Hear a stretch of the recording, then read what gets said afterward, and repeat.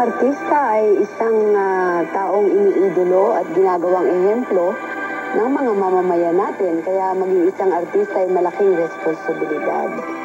Lahat ng gagawin mo, nagiging ehemplo sa kanila.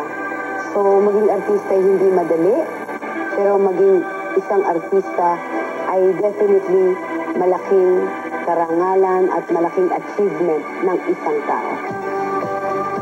Sa tagal ko na sa show business, ngayon ko palang gagawin ito. Noong simula namin ito, sabi nila, gawa tayo ng isang special para daw i-celebrate ang aking pagbabalik sa pelikula. Tutal, madami rin naman po akong dinaanan na at natutunan sa buhay. At di na lang kaya po i-share ko ang mga natutunan ko sa mga kabataan ngayon.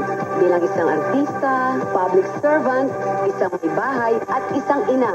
Kaya sana po, sa loob ng 5 Sabado ng aming pagtatanghal, samahan niyo naman kami dahil ito po ay aming pinaghandaan at talaga po naman pinaghirapan. Imagine, nakarating po kami hanggang New York para kumuha po ng magaganda at mga di malilimutang eksena. Mga kapamilya, para po sa inyong lahat. Actress of the Year, Miss Vilma Santos. Vilma! Vilma Santos!